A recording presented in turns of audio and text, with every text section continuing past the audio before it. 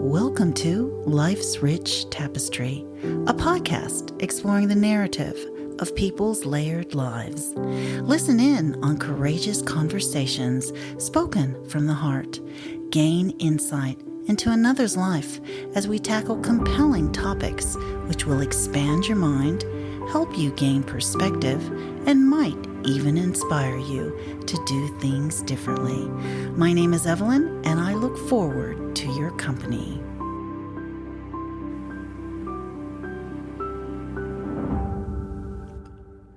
And welcome to another episode of Life's Rich Tapestry. My next guest is an end-of-life guide and doula, death educator and advocate, funeral and memorial celebrant, and a grief and loss navigator. She first discovered her desire to demystify and normalize dying and death at a fairly young age after experiencing several impactful deaths in her immediate family. She has committed over 25 years to both personal and professional development, ongoing research, and industry-relevant formal study. She has over a decade of applied experience in providing guided support, service, care, and advocacy for families and individuals at end-of-life stages and thereafter. She also is an author of Many Rivers to Cross, which chronicles her caregiver's journey through her sister's terminal illness diagnosis. I'm very honored to have Lisa Potter on my show today. Welcome to the show, Lisa. It's so good to have you. Hi, Evelyn. Thank you so much for having me here. Yeah, no, I'm so grateful. Now, I just wanted to start at the beginning. So where are you from? Where did you grow up? And how did you end up where you are right now? So I am a New Zealander by origin. I'm a Kiwi, as half of the Gold Coast is where I reside now. Grew up in New Zealand and lived there until I was 25. And the reality is I left that country to escape after the fallout of my sister's death. So we dealt with a terminal illness diagnosis at a very young age. And as I navigated through that with my sister, I didn't realize it at the time, but in retrospect, after that all happened and there was the grief fallout and my family kind of dissipated and we had our own issues dealing with our individual grief, I escaped here. And it seemed like a temporary thing. I went straight to the east coast of Australia, which is the easiest place to get to on the Gold Coast. And here I have remained for the last 22 years. Oh, my goodness. And so I'm a local here now. You are, yes. I think after 20 years, you are a local. Now, your interest in death, do you think it started from your going through the grief journey that you went through with your sister? Absolutely. That was the launching pad for the rest of my life. I, of course, did not know that at the time. But in retrospect, again, as a child, I had and people call it a morbid fascination, but morbid means unhealthy. And it's not unhealthy. I think it's very healthy to have a natural curiosity about the mysteries of life. As a young child, I liked scary movies and I was intrigued by cemeteries and I was a very vivid dreamer, which is something that's, still prevalent today. And I was very curious about life and things that people didn't speak of. I can remember as a child feeling very frustrated that adults didn't join children in on conversations about taboo subjects. I was always asking or wanting to know more. And I guess that was my inherent curiosity. But what led me specifically on that path was definitely an introduction to my mortality. So when I was 18 and my little sister was 13, she was diagnosed with cancer. Very, very curable one, Hodgkin's disease, which is cancer of the lymph system. And then we navigated the next 7 years of everything that a terminal illness involves, all the treatments, all the options, all the interventions, potential options. She opted out, on and on and on and on. And because I was quite young and she was very young, it was a very abrupt reality for a young person just on the precipice of life, Yeah. to realize that life is impermanent, nothing is given, and young people die. Tell me a little bit about your sister before she was diagnosed. Mhm. What kind of young lady was she? Oh, even after she was diagnosed, she was an absolute one in a million human being. And I think everybody thinks that about their person. And I also have seen since then that any young person that contends with a terminal illness or a life-threatening condition are stars. They are these wise, beautiful souls that must potentially pick this as their life journey because they seem to impact so many people along the way. So she was 13. So prior to that, truly our younger years, I just remember being incredibly protective. I'm older than her by 5 years, and I always felt it was almost like a mother-child relationship. I always felt protective of her because she was actually quite sickly in a very, again, retrospectively, nothing serious, but she was kind of a unhappy child, a bit teary, a bit grumpy. She had asthma and eczema, never really settled as a child. So I always felt this inherent need to care for her. And then in her, I guess, very, very early teens, she got some strange affliction, which was like raised lumps and bruises that they couldn't really fathom what it was. And that was a precursor to the cancer. So prior to being diagnosed with cancer, she was just a kid. She was just a normal kid, plenty of friends, just going through school. And I guess from that point forward, in the next 7 years, she lived a lifetime. I mean, I haven't met people who, 80 or 90 that had that share. She had such grace and composure and wisdom and far beyond her years. So that accelerated that, but I guess she must have had it in her to some degree. Sorry, what was her name? Wendy. Mm-hmm. Now, how did your parents, how were they when your sister was diagnosed? And yeah, that's such a good question because people don't really talk too much into the implications for the other family members. And Wendy and I were very close. We were so close, the difference of 5 years, we could have been twins. We sort of created this, symbiotic relationship, and we had our own little, even the way we spoke to each other, we had a funny little vernacular that only we shared, and we became incredibly close. But nobody really gave me too much attention or support as to how I was dealing with it as a sibling. My parents were all consumed. And I was 18. My older sister was 20. We just had to fend for self. Yeah. But I didn't leave home. Initially with the diagnosis, I didn't leave home. And then I actually traveled overseas and came back to be her caregiver. And because I was deemed an adult, we weren't given too much support. But everybody is impacted massively and requires that support.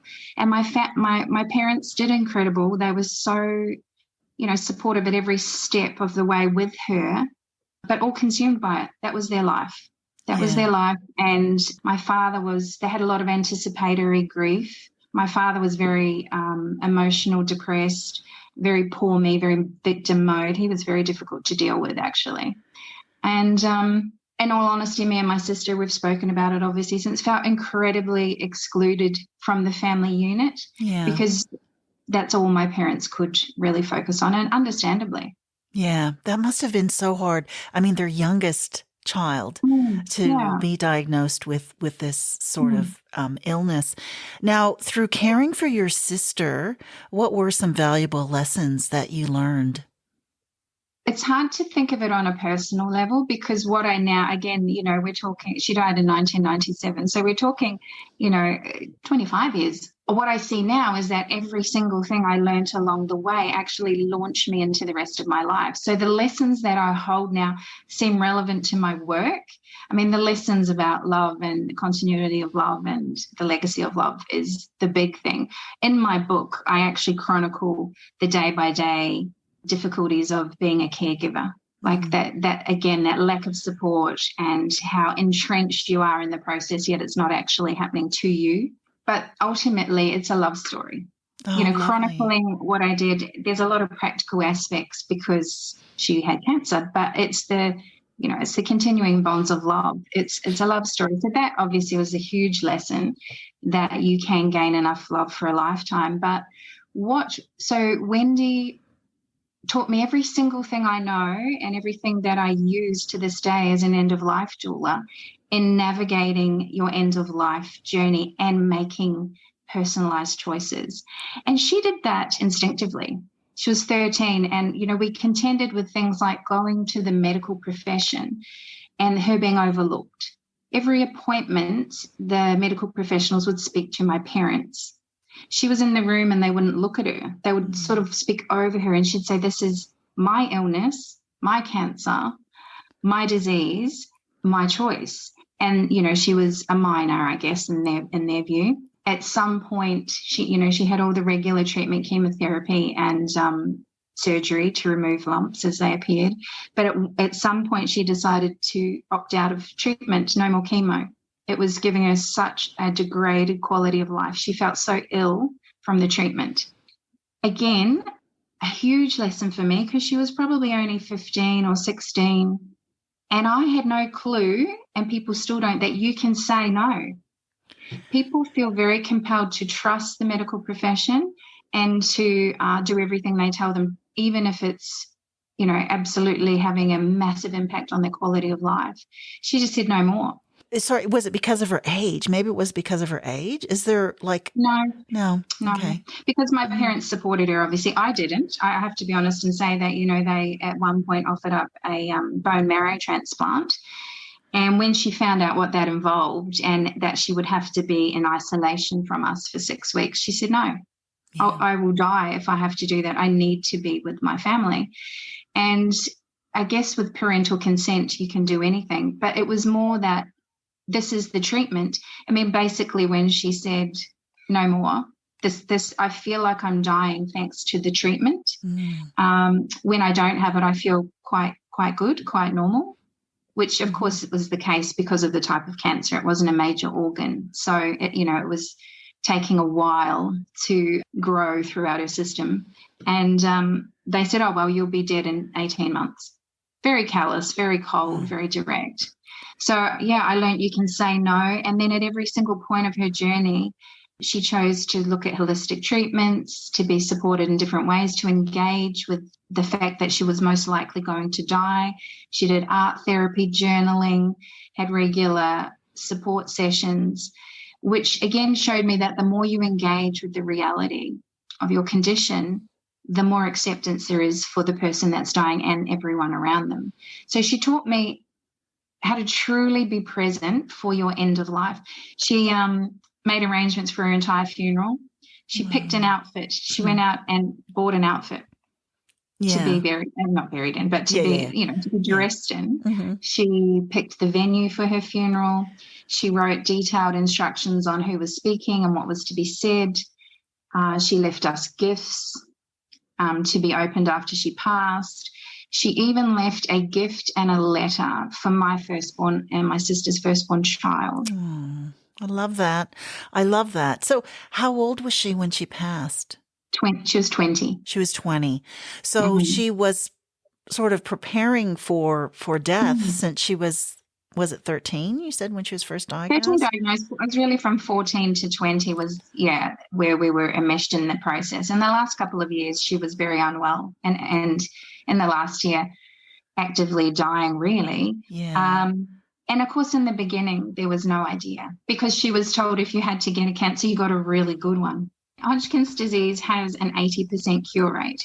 And like a lot of blood cancers or leukemia, it does have a very good prognosis, very good. So, of course, we went into it incredibly positively. But as we traversed through it, doing everything that was said and everything that was expected, the results just weren't. There was never an outcome where she was in remission or it had really lessened the cancer. There was a lot of breaking bad news. There was a lot of bad news. Wow. And Yeah. And so when you decided to write your book, were you writing the book while your Mhm. sister was going through this, or just directly after she passed?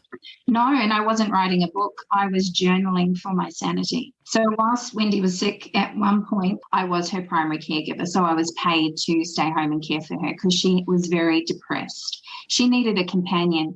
Physically, she wasn't actually too bad, but my parents said she's incredibly depressed. Yeah. You know, every day waking up to this being the reality and being alone. So I became her caregiver, which was laughable because we had the best time for about a year. Outings, going to the botanical gardens, movies, even occasionally going out drinking. She got to be, a young lady. She had a boyfriend, she smoked cigarettes, she got drunk, which is really beautiful because I did see her have a lot of firsts that she deserved to have. But as a caregiver, that being my reality was incredibly difficult for me because I had anticipatory grief. The minute someone tells you your person has cancer, your mind goes to the possibility of death. And as we, moved through the years, and then she got to the point where they said death is inevitable. Again, every day I woke up knowing I'm going to lose her. Now we're going to lose everybody. Yeah. Death is inevitable for us all. Yeah. But there's a difference between, of course, that will happen someday, and it's going to happen in the next year. Every day is it's almost like adrenaline based. You're like, is today the day? What's happening? Every deterioration is very fearful. And I journaled for my sanity because I didn't want to say some of the things to her. I didn't want to say, I'm losing my mind, die already. I had thoughts like that, just die already. I can't live like this. My entire life is on hold. I love you so much. I wish you would die. Really, really confronting thoughts. So I journaled. And then when she passed, and it was quite some time later, there was this just beautiful collection of my diary entries. And it felt really irreverent to just have it shoved in the back closet. Yes. And it's very niche, but I thought, this is the caregiver's journey, whether it's for someone with dementia, whether it's for someone with children with special needs, that daily commitment to showing up for someone else and them being your priority is such an invaluable role. And I wanted to know that others felt like that. Was the same way I did. And therefore my book lends itself to similar situations where people can go, okay, it's all right to hate this. It's all right to hate them. It's all right, this is because very rarely are we that selfless that we dedicate our entire existence to someone else's care. I'm glad you've written the book. I think it is an invaluable, resource to people who are caring. When you moved over to the Gold Coast, what was the process for you eventually becoming a death doula or going into the work that you're doing now? So it wasn't a conscious thought ever. But even back when Wendy was first diagnosed, we did so much personal development. We'd do, like how to talk to your angels workshops. And she did a lot of alternative therapies and holistic therapies. So I had studied all that alongside her. We did aromatherapy, naturopathy, and I never stopped that. So I got here. When I came here, I was deeply enmeshed in grief. I was enmeshed in my own grief journey. I had no idea I was. I navigated it largely on my own, which taught me a lot about the grieving process. I was escaping. So when I first came here, I just got on with life. I was craving normality.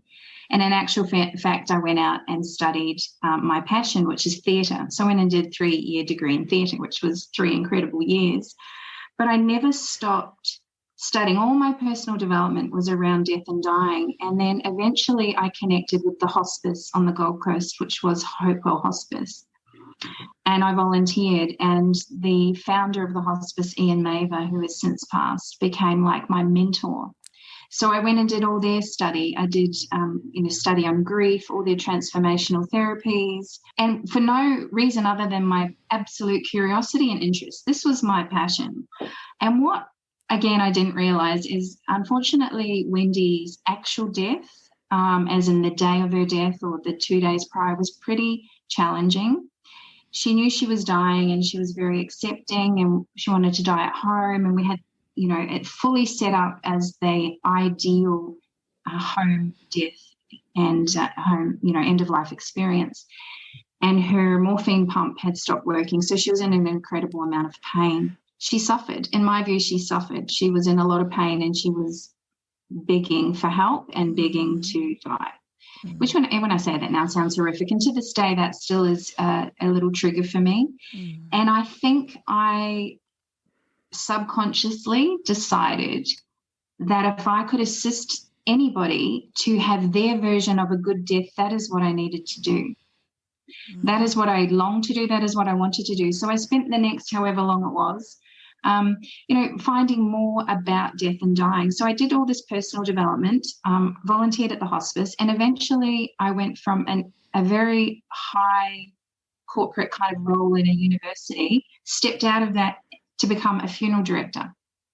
Oh. My conscious choice at the time was, let's see how we do death. I want to know the whole process. I had seen someone dying. I knew what we did to make the arrangements for her around her funeral and so forth. She came home for 3 days. She was laid out at home for 3 days, which was quite beautiful. But let me see behind the scenes. So I was trying to, and I saw it as an apprenticeship of sorts rather than a job. I'm going to observe and see and find out what we do, why we do it. And what actually came out of it was what I didn't align with, what I don't think, or I think we can do different. I always want to say better, which sounds very judgmental, but what we can do better, what we can do more personalised, more family-led.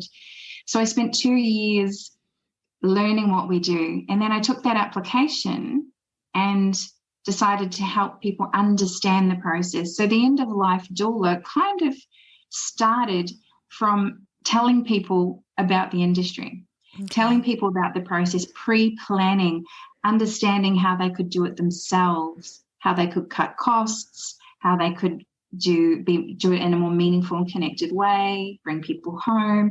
All those things people don't know what their options are, or they don't even know it exists. And then from obviously, having a background in theatre and being a good public speaker and so forth, I went to that many funerals as a funeral director, hundreds, I couldn't even count. And I saw such a variety, and so many left me wanting. So many were unfulfilling, meaningless, often directed by a religious person in a religious role who never humanized it, barely got the name right. There was no storytelling of the person's essence. And I think that propelled me into going, I really think we can do funerals better. So I became a celebrant. Okay. So how long have you been a celebrant? Like full-time for 4 years now. Oh, okay. Okay. You're a death doula, and an advocate for a death educator and advocate. Okay. So let's break this down a little bit. Let's first start with the doula. Maybe we'll start with that first. Because the terms aren't familiar. I always say we're very death illiterate. People don't even have vocabulary around dying and death. People don't know what a burial versus a cremation is. Yeah. We are very death illiterate. So the death doula is to serve, comes from the Latin word to serve, and it's primarily a female, which is a bit irrelevant today, although I have not come across a lot of male death doulas, but then I haven't come across a lot of male birth doulas either. So maybe it's just a field that could open up somewhat. So the doula is to serve. So we're serving at the end of life, whatever that looks like. For me, I have such a range of experience, from the hands-on caregiving to the knowing what happens in the funeral industry, to knowing what happens in hospice, to running a funeral, that I can cover a very large spectrum of experiences for people. Some doulas will be very niche specific. They will go in and they will help people do end-of-life paperwork. So advanced health directives, maybe reviewing their will, maybe sort of legacy creation where you might, film someone or capture the stories from their life, an autobiography, whatever it is. So it very much differs, an end-of-life doula or death doula, from family to family. What I love, and I have to be honest, happens very rarely, is literally coming in to support, and it's largely the caregivers or the family, when someone opts to die at home. So someone is terminal and they aren't in hospice or in palliative in hospital. They want to die at home, surrounded by their family and cared for by their family. And I come in to support that whole process. It's the intermediary, because you've got very good medical support. You're going to have your palliative team come in and out, and they are on call. And then when someone passes, you have your funeral homes that take care of arrangements. But there's a bit of a gap there because the family needs support. They need someone to speak through their fears with. They need respite. And the dying person often likes to convey their wishes, their needs. They like you to be the intermediary to have these kind of hard conversations. There's a lot of things that the family cannot be expected to know or deal with.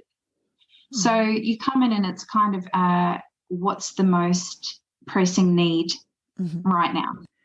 Sometimes I just, stay with the person that's dying so the family can have respite. Sometimes we work through all the practical elements, thinking about the funeral, asking them what they need. That's the true essence for me of the end of life role, coming in when the person has passed and helping the family to wash and dress. I've done that a few times. That's absolutely beautiful. There's no rush to call anyone or get them taken away because, they're your person and there's no timeline on that. People don't realise that. So, when someone passes at home, everybody can come in and sit with them and assist with prepping them for their onward journey. Take time to be present. Yeah. Do you think that's oh, sorry.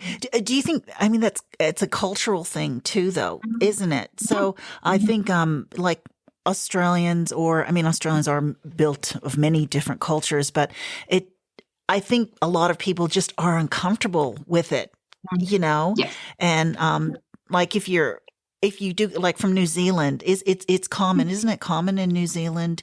Well, And obviously the indigenous culture in New Zealand, the Māoris, they have a very traditional and specific ritual, which is the tangihanga, which is where they will lay out their deceased for 3 days on the marae, which is like their spiritual home, and it's a community space. And family and friends will come and go, and they do not leave the side of the deceased. They gather and they eat there, they sleep there with them, they sing, they cry, they tell stories, and they accompany their loved ones. So culturally, that's what they do. That's very familiar. The Western world has no real protocol or rituals or ceremonies, so we don't know what to do, and it's very clinical, very removed, very behind closed doors, and very outsourced. The hospital will deal with it. We won't see them. They'll go to the mortuary. We won't see them. The funeral home will take them. We won't see them. We might have a viewing that feels really awkward, and that is it. And it's very hard for me to convey the absolute profound impact it has of being present, of being present with that person who's dying, caring for them once they have passed, making arrangements until someone does it. So a couple of times I've held people's hands. This is an option. I had a beautiful husband call me when his wife died and said, come and help me prepare her. I can't let her go yet. So he was really anxious, but we together washed her and dressed her and made her look beautiful and laid her out and had a cup of tea and talked about her until he was ready for the funeral home to come. And he was so anxious, but he understood there would be beauty in that, and he just said, I can't explain how precious that was. Yeah. And this is the kind of thing I seek to educate people on. This is what we've always done. Other cultures do it. They live in and around death. Asian cultures and so forth that care for their elderly at home. They care for their aged. They don't outsource that. Yes. It's commonplace to be present. Yeah. It's commonplace to care for our dying and our dead. We don't. Just educating that A, you can legally. B, you can make decisions other than the hospital system, and mainly the value in that and how it actually softens the acceptance and is a beautiful launch pad into the grief process. It's a lot more easy to integrate that reality. When you never see the person or involved, it's a very harsh cutoff, and people grieve a lot harder. What a hard job you have, because because it's a cultural thing, and it's also something that people don't know that they can do. They think, as soon as someone dies, I'll better call someone to take them away. Often they'll call an ambulance, and it's like that's not really doesn't make sense. If someone has a chronic or terminal condition and it's documented, and that's why they die. Unless, if someone dies of an accident or potential crime or unexpectedly, it ends up going to the coroner. But, you don't need to call an ambulance if your loved one is dying at home, because the ambulance that's for intervention. That's for life-saving measures. The death process is very, very natural. That admittedly, Evelyn, that part of my role is frustrating. It's the awareness and the education around what we do. I will look after families just coming in at the funeral stage. Numerous times, the person has been ill for some time, or they've been very, very elderly. They have been terminally ill, and I always say, did you speak to your loved one about what they wanted? Are there any wishes we can fulfill? What did they want? Never, ever had the conversation, despite the fact that they were knowingly dying. It's very rare to instigate or to get involved in these conversations. So a lot of my advocacy is doing workshops or talking to people and explaining how important it is to have these measures in place or have these conversations. So that is frustrating. I can totally relate to you also meeting many families and their person is actively dying and has had cancer for 4 or 5 years. And it's like, I start very simply.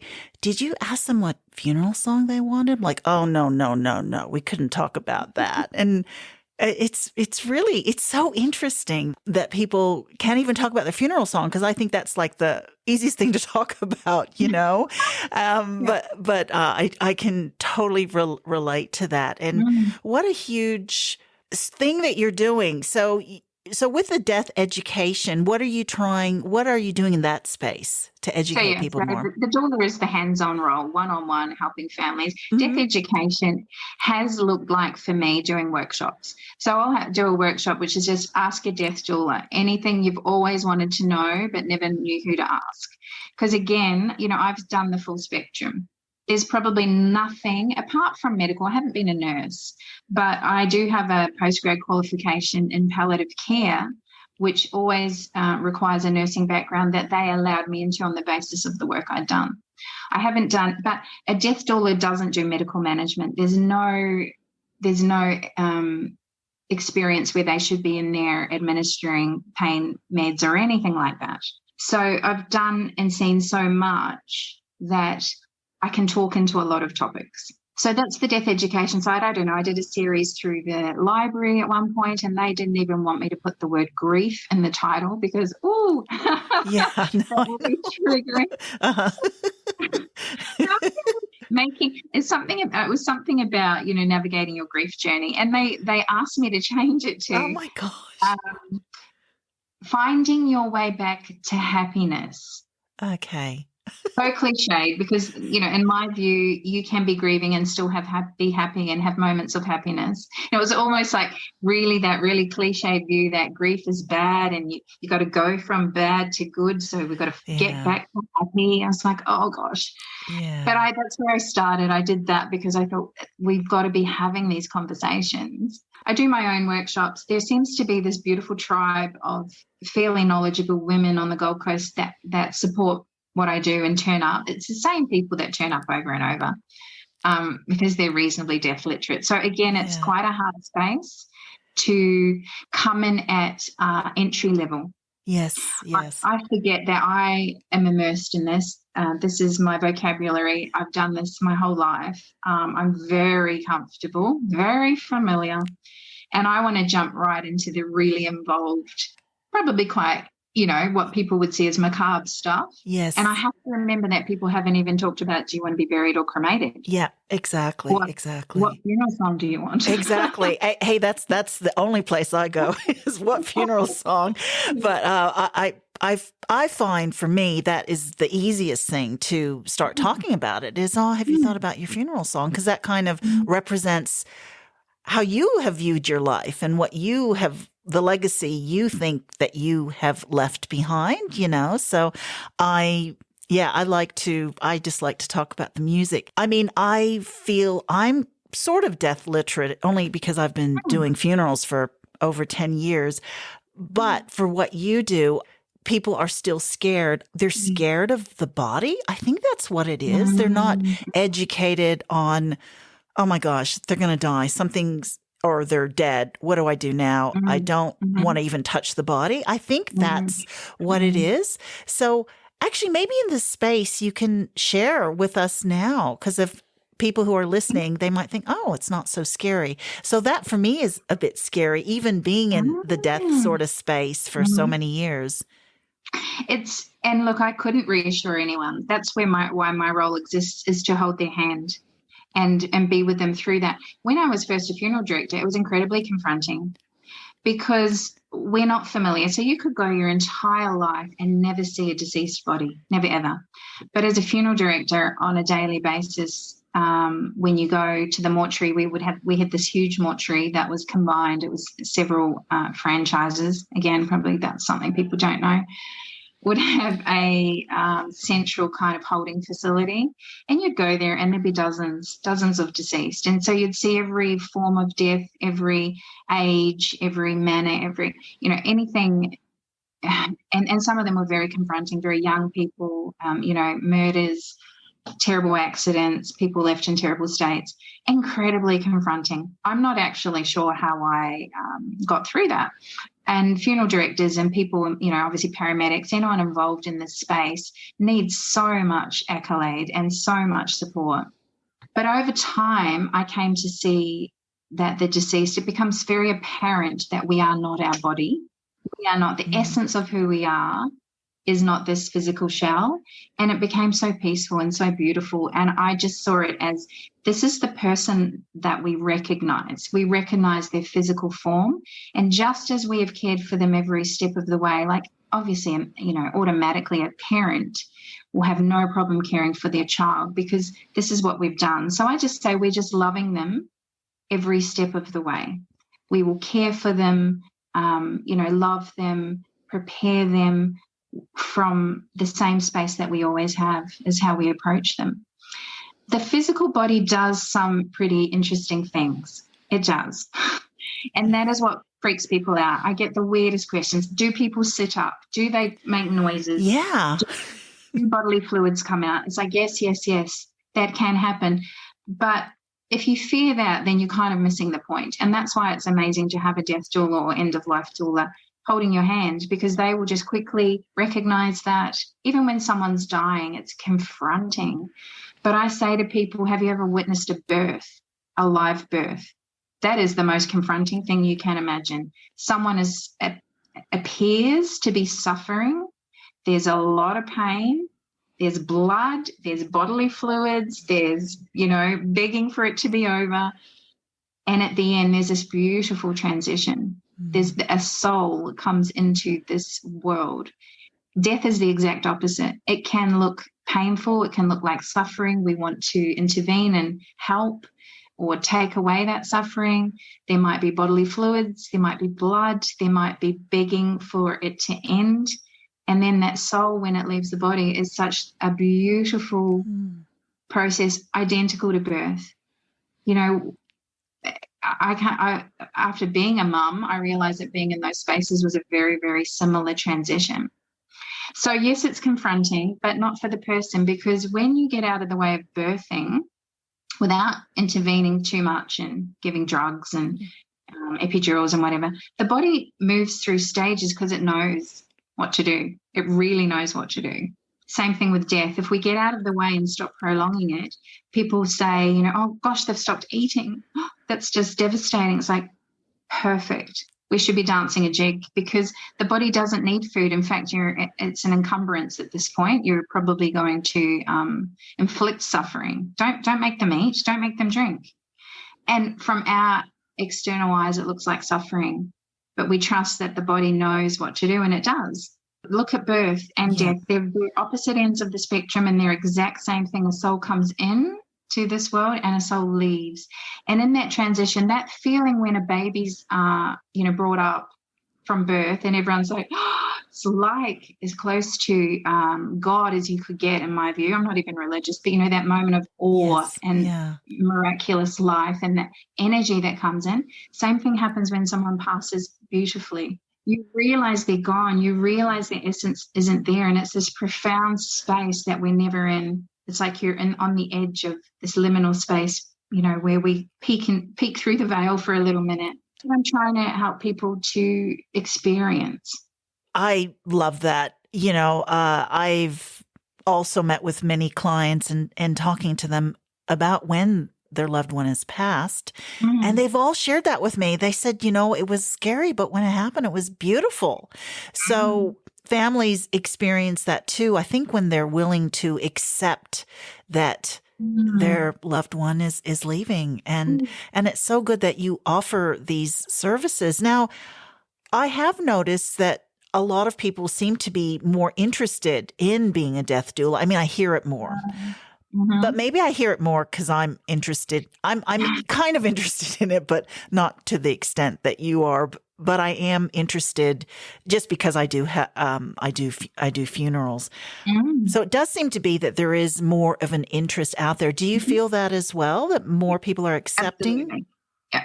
Firstly, it's on your radar. Yeah, you are attuned, and same for me. The minute you buy a certain type of car, you see it all on the street constantly. Yeah. The minute you attune, you hear it. But it is a growing role. It's such a difficult one because it's not governed by any. There's no governing body. There's no accreditation. There's no minimum standard. People are training left, right, and centre, but some of that leaves me frustrated because you can't do a weekend course and expect to go out and support a family.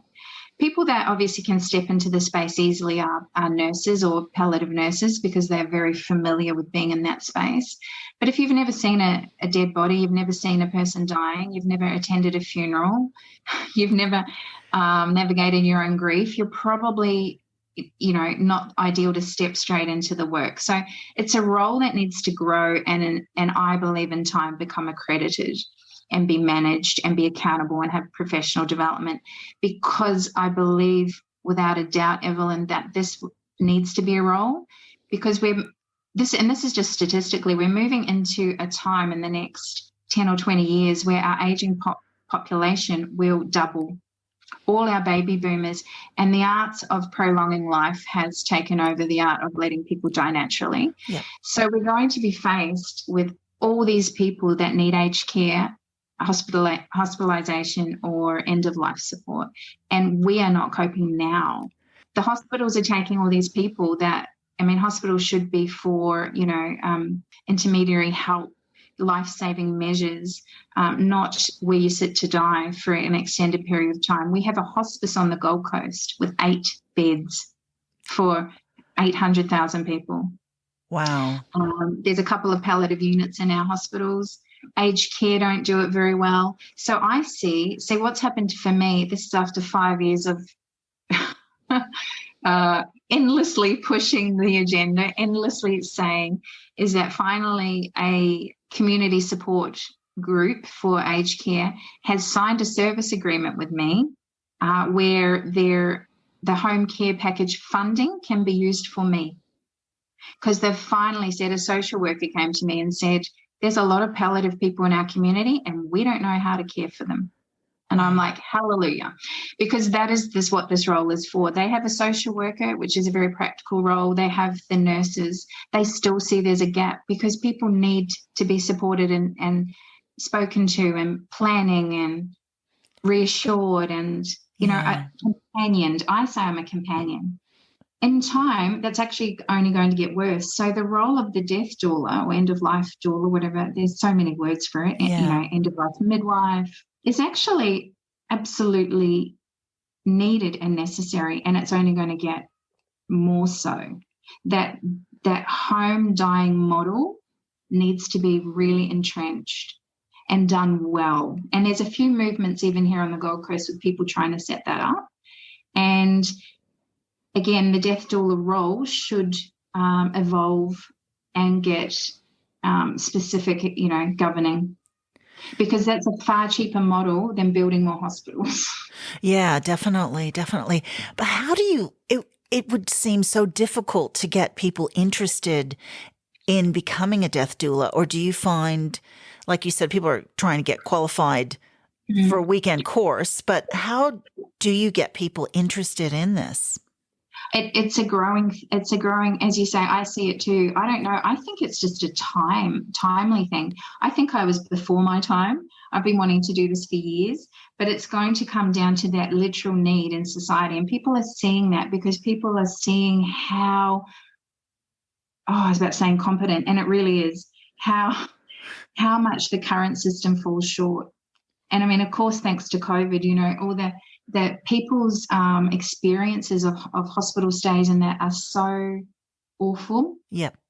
It's like anyone that has a genuine illness or disease or terminal condition that hasn't even wanted to go near the hospitals in the last couple of years. So a lot of people have been forced to try and navigate it at home, and they're having terrible experiences. So I think that the world is showing us that we need to find different ways.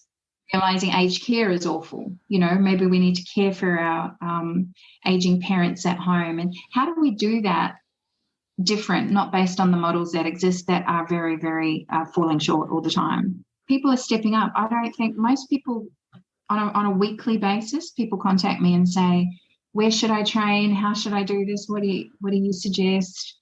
And I know of the training that's out there, and I just tell people these are the training that have pretty good credibility. I won't endorse any of them because I've never done any of them.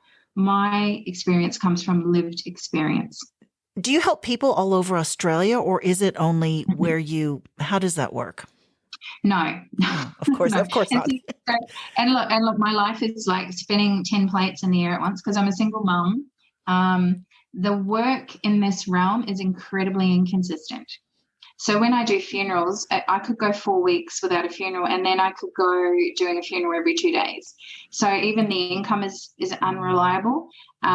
It's taken 4 or 5 years of me actively doing this in my community to get credibility and a following. So I am well known, and people do refer me now. People hear of me and they reach out. It's still really not a consistent income. So I have a real job as well. Oh, okay. It's exhausting. And quite often I throw my hands in the air and say, I just need to give this up. But I can't. Yeah. I cannot. This is what I'm here for. And I always ask that question, was it always in me, or did that early life experience prompt me? Is it given to us, or were we always going to have that experience? So I could never drop it if I tried. But honestly, I serve my local community with funerals. People come to me now through word of mouth for direct memorials, so understanding they can just have a fairly price-sensitive direct cremation and then make something really memorable with me. So we just cut out the funeral director largely, and we can have the memorial anywhere and no time limits and all that good juicy stuff. I obviously, as an end-of-life doula, or when I do pre-planning, I'll do a pre-planning session and go in with a couple or someone that wants to make, their plans very firm about what they want. That's all local. I have traveled to Brisbane, Northern New South Wales, and online, like support via email or Zoom, can be any location. Of course. It is still predominantly my community, which feels really good because I want to care for my community. But there is the potential for, and I know other doulas that could do Australia-wide. I've always been a fan of face-to-face. Yeah. And of course, again, COVID, the pandemic has really ruled that out. I don't really do counselling. I am trained and I'm a trained counsellor, but talk therapy has never resonated with me. Just that consistently saying, and how do you feel and what do you think you can do about it, putting it back on them. I know so many people that even have had PTSD and whatever and have been in therapy for years, they're just not progressing. So the kind of grief work I do is a little different, and it tends to be more journeying with them and giving people strategy. I mean, it sounds like counselling should be strategies as well, but it's a lot more somatic work, so body work. So how can we move these feelings and emotions through us in this moment?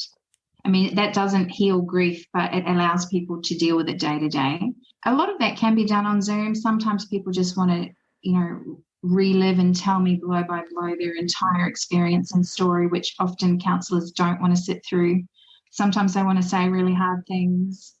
So I say I'm, a grief companion, not a counsellor. Yeah. So I'm here with you wherever you're at. And I've had people from America just checking in every few days by a voice message saying, this is what I feel, this is what's happening for me. And I'll just respond with, perfect, that's beautiful. This is why it's happening and this is what you can do. And we're just communicating almost just in our humanity. You're a human. This is really normal.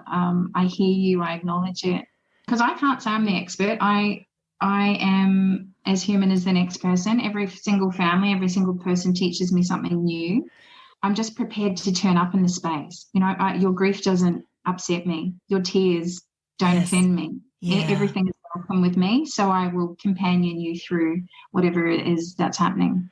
Yep. I love that, companion. I love that word. That works so much more beautifully. What sort of trends do you see in the funeral industry that are good and or need to be changed? It's very, very hard to predict that because where I live. So this is what I say to people, even in the end of life space, is don't go and have these grandiose desires for what you want, because you die where you live.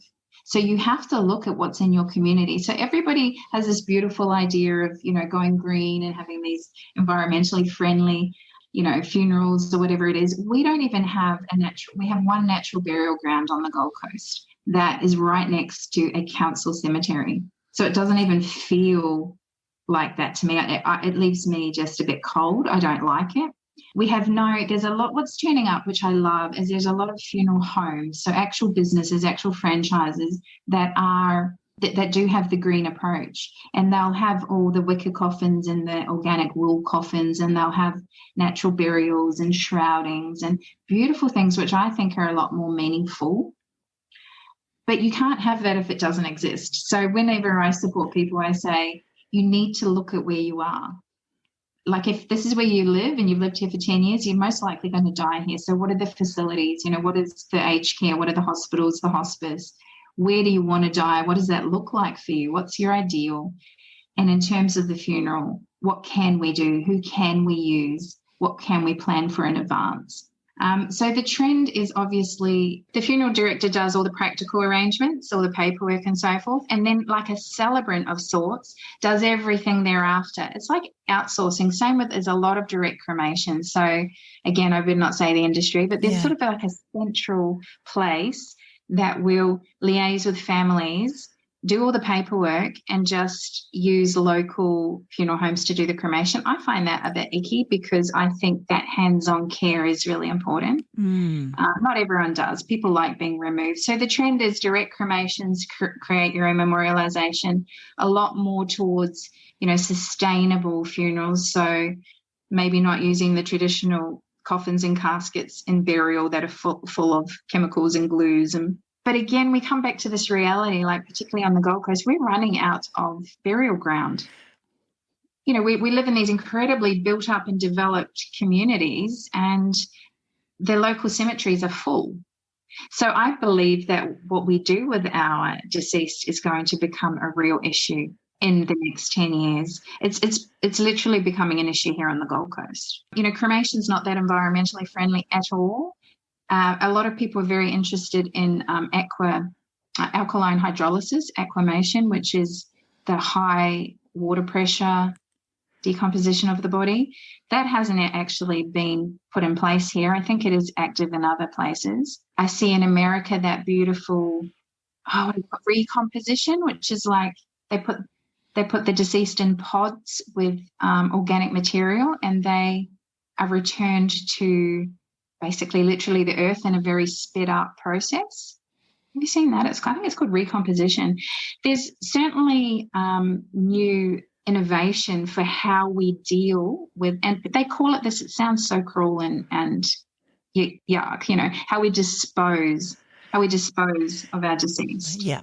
And it needs to be, because again, we can't keep burying people and taking up prime real estate. That's just, the world over. So how we deal with our deceased, which, can be alkaline hydrolysis, recomposition. Cremations is about 70% of the method here locally, because it's cheaper, but it's not, again, long-term, not environmentally friendly. Yeah. So it's funny to me. I feel like the way we've done things for years and years and years and years all needs to change. The way we do death, how we care for our dying, and then what we do thereafter, what they call the, disposing of the bodies. Sounds really cruel, but needs to be rejigged. It does. It does. And it'll be interesting to see what happens in the next few years. So Lisa, I'm going to put all of the show notes in my, your website, how to contact you. So the best way to contact you would be through your website. Is that correct? Absolutely. Yes, please. Okay. And also I'll put down your social media links as well if they want to send you a message. Was there any last thoughts that you wanted to share with me? I don't think so. I think you've covered off the spectrum, the full spectrum, and the questions that would come to people's mind beautifully, Evelyn. Yeah. No, thank you so much. So, it's been lovely to have you with me today. And, thanks again. Thank you. Thank you so much for your company. Please tune in next week to Life's Rich Tapestry, where you will hear another courageous conversation spoken from the heart.